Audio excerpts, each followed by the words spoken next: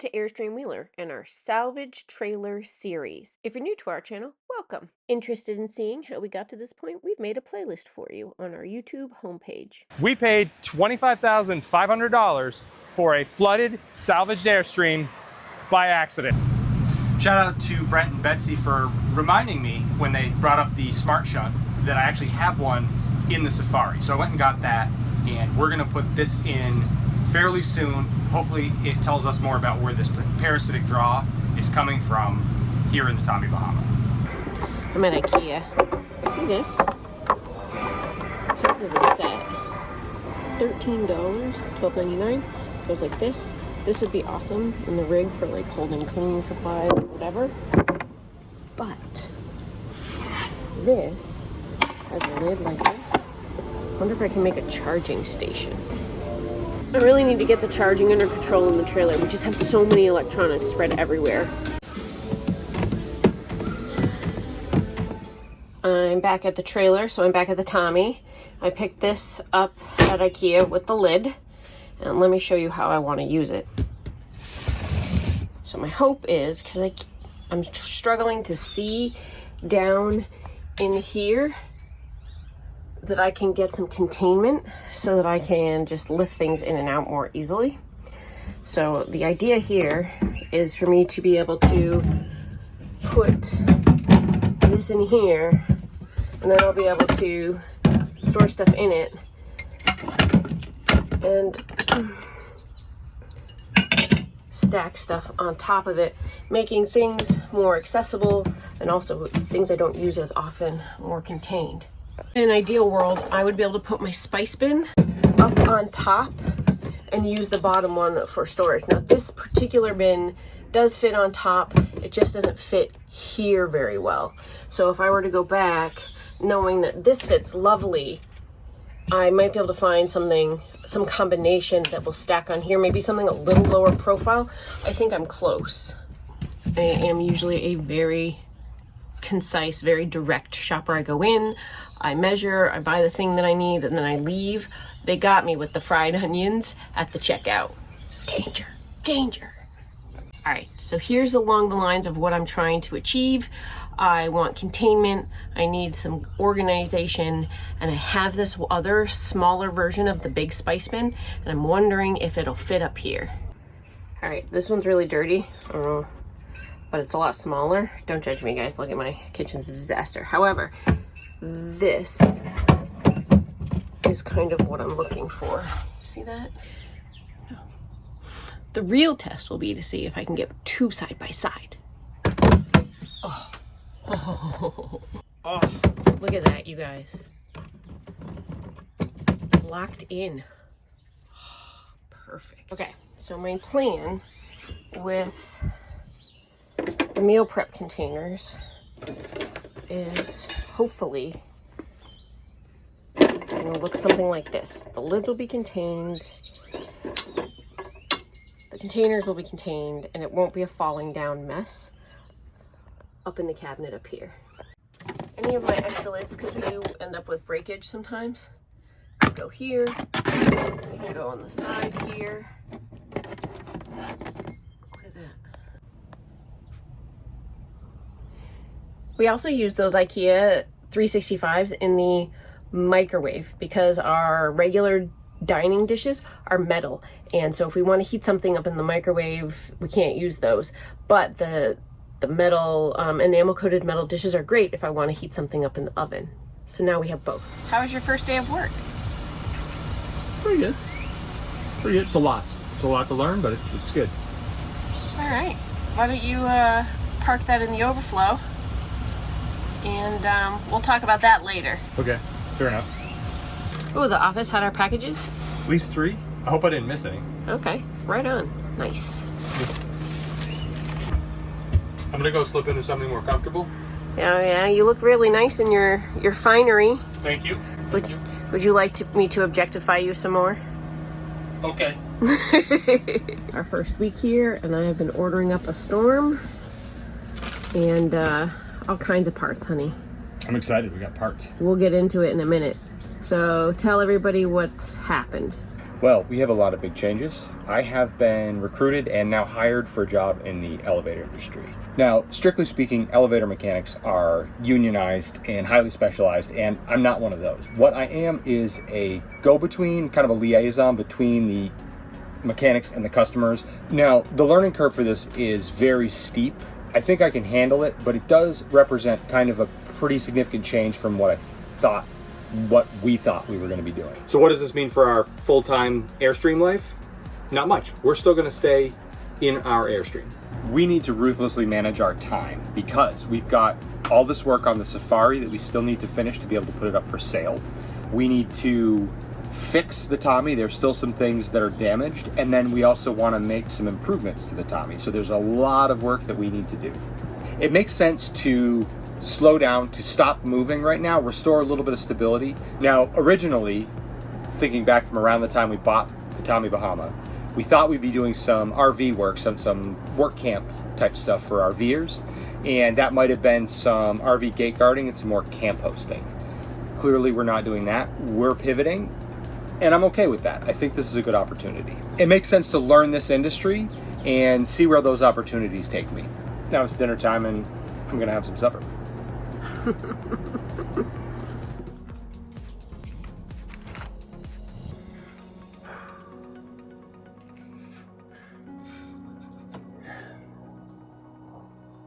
Shanna smells better than I do. No.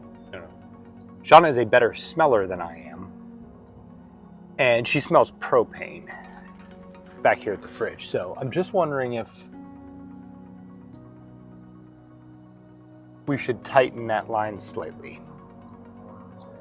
I suppose I don't have anything to lose by giving it a try.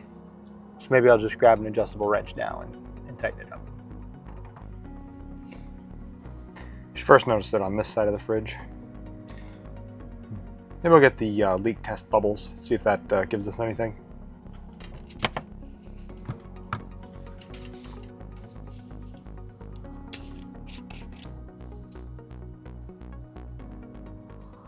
We have a little bit of a propane leak here. Now this fridge was taken out by us and then put back in, so it's possible this line just didn't get tightened enough. I'm gonna solve this now.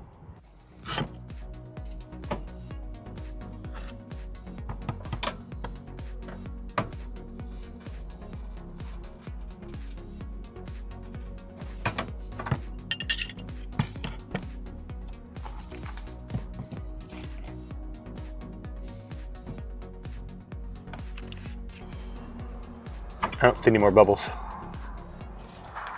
I saw these online as a possible replacement. They're metal. They're this like sort of powder coated, sort of matte silver finish. Feel these. They're hefty. Oh yeah. There's actually a little weight to that. Yeah, so what we need to do is I need to be able to affix them up, and I need to be able to also take them down so I can clean this screening. And so I'm not exactly sure what we have in the Wheeler Reserve. However, it's time for you to go digging, buddy, because you'll be much more comfortable at night. Mm-hmm. And I think being comfortable with your new job, it's a lot. It's just a lot. Everything feels like a lot right now. If we can get more airflow, that would be huge. Yeah. Okay. No, I agree with you. There's a little airflow, but not much.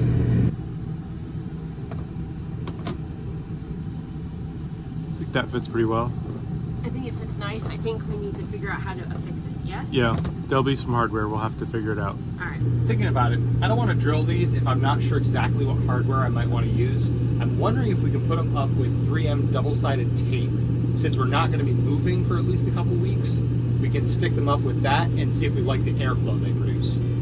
Well, that means we won't be drilling and damaging them, and so if we don't like it, we can return them. Possibly, yeah. Yeah. All right, let's do that.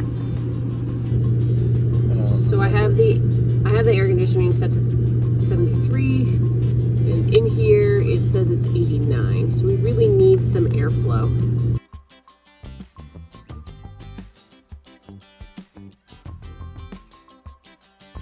One of the things that came in the parts haul is this GFCI outlet. We need to replace it because we've kind of hot wired it under the dinette here. Let's see. And I don't know if you can see this on camera, but we got one with USB ports in it because that's really what we need when we're sitting at the dinette. I figure at 6 in the morning we have the hatch open, so Andrew. Hello. Hi. Wago connectors for the win. We just basically removed the outlet, Wago connected the chain together. Now, knowing it didn't have a GFCI in the system, we knew that that was a priority. We had to get that fixed. But let's get to it. Yep.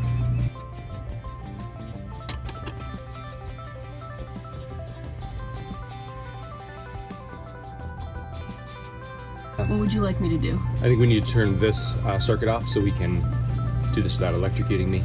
Okay, good call. I'll go do that. Okay, I've turned off the power. Awesome, thank you. It's very, very humid, dude. It is quite. We may need to run our air conditioner today. Should be fun. Or two. We have two now. Well, yeah. We never figured out that drain problem, so we might need to revisit that. Yep. Yep. Okay. Should be a quick install, and we're replacing it because this is one of the things that was directly damaged by the flood. The GFCI didn't work, and totally understandable.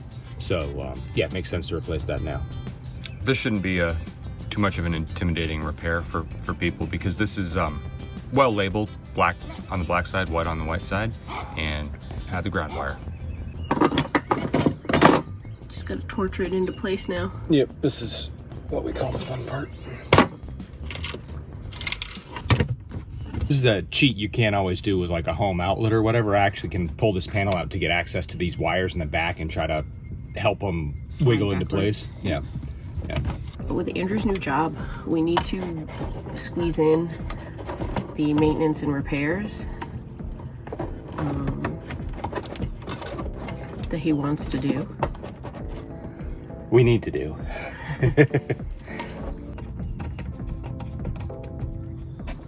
Do you wish you had your drill? Kind of. So we left the drill in the 2006 in storage, and the problem is that it's far away. Your tendonitis is going to totally be screaming. It's gonna be a day for that. Have you been doing exercises? Don't ask me these questions on camera. So that's a no. Do you want to test this before? We probably should test it, but the other thing is the Wheeler Reserve. We've got better screws than these laying around. All right, Yeah. so let's handle that. I'll throw the breakers on and we'll plug right. something in. Yep. Go ahead, test this for me, and I'm gonna get screws. One of the things I've ordered is a new panel, and the first one came broken. So they've sent out a new one, and I'm hoping that comes today.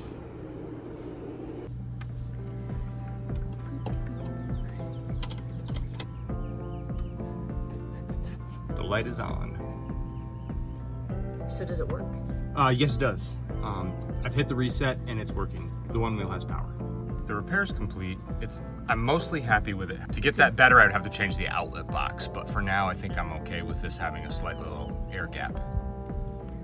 Not perfect, but it's okay. I ordered some keys from Airstream Supply Company, and oh, do you want me to cut this open? Yeah, let me get you the scissors. Because this is premium bubbles for eBay. Yeah, that's some good stuff. All right.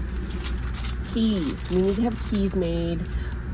We are in one place. We've been in one place for the last week. We've got this ordered. It's arrived. What it doesn't include is the hatch key. And so I have called, well, actually Andrew has called Airstream of Austin, and they have 3 of those keys in stock. We need to order 2, but we didn't order them while we had them on the phone because there are other parts that we may need to order directly from Airstream. The Tommy Bahama came with 1 set of keys from the salvage yard, which we got really lucky to actually have. Some of these need to be cut. The ones for the water, I think, are pre-cut, but on one of these inevitable hardware store trips, we're gonna get the rest of them cut. I like the way that looks. Yeah, but okay. So we are gonna have to redirect our day though, because after messing with this and paying attention more closely to the AC unit, I don't think it's working. In Florida, This AC on the roof, it worked. We were using the heat pump function to dry out this trailer, and I know it worked. I'm pretty sure it blew cold too. It did. So we tested it, it did. Right now, we can't get it to blow cold, so I thought, heck, I'm just gonna try it on heat. It will not make heat and it won't blow cold. So I don't know what this new problem is, but we've got to figure this out. We've done a few things. We've reset the thermostat. Now there's a few things I want to look at up on the roof. I'm going to take the shroud off and see what I can see.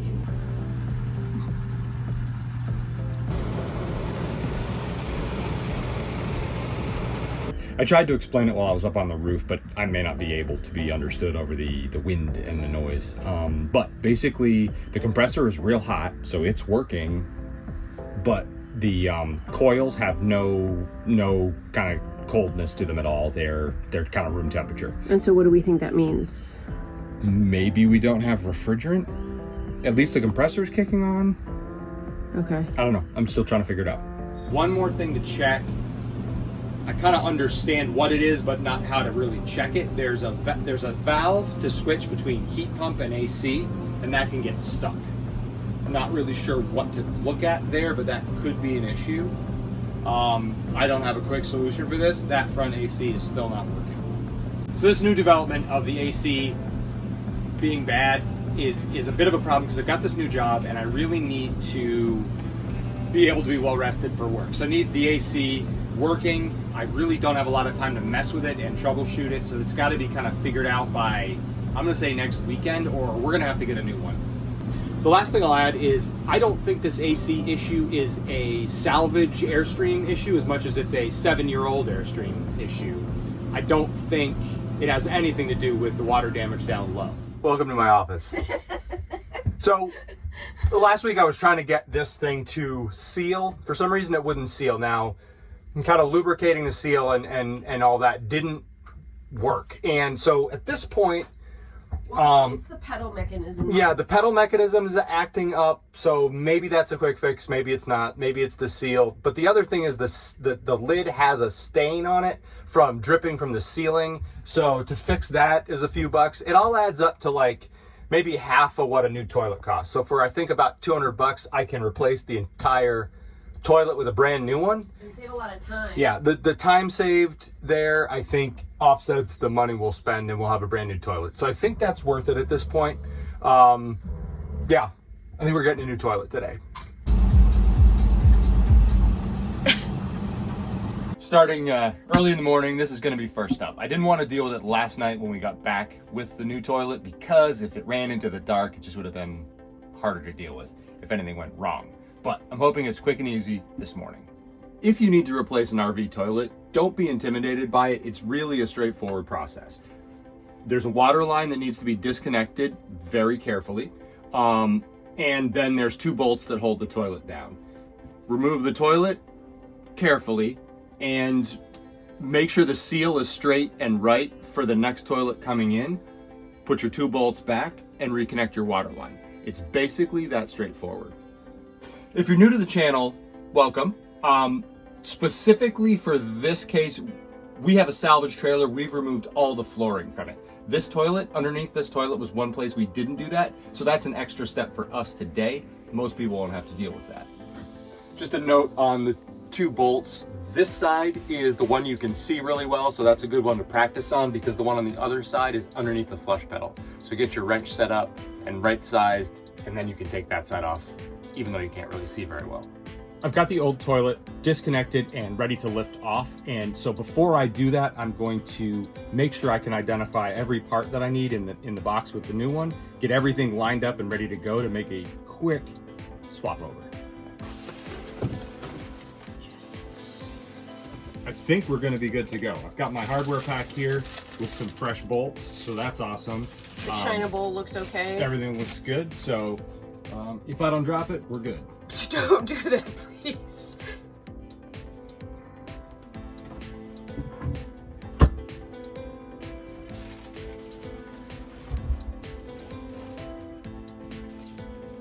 All right. Now, this isn't waste, this is silt from the flood, but I'm gonna remove this flooring and then remount the toilet.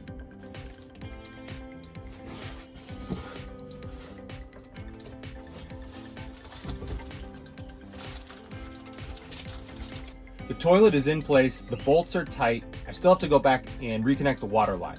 But what I noticed when I had it open was that the tank needs a little bit of maintenance. It may be a holdover from previous ownership, but we've got to get that cleared out. So that's going to be a project for another day, but we're going to have to take it seriously so we don't have a problem. The water connection here is too hard to film, but basically it's a wing nut type nut, and it's hand tight, no tools required. How's that water connection? Is it leaking? Let me check. No. All right, well, we just need to monitor it Yep. always, but really carefully for the next day. Yeah, it might have a slow drip. I'll just double tighten. I always tighten that stuff carefully so I don't break it. I'm gonna leave this wrench right here just so that I can come back in 48 hours or less and just make sure everything is still tight after a little bit of usage. That took maximum an hour. It really wasn't too scary at all. Wow, this trailer is just torn apart. What a mess. We're working today. We're getting work done.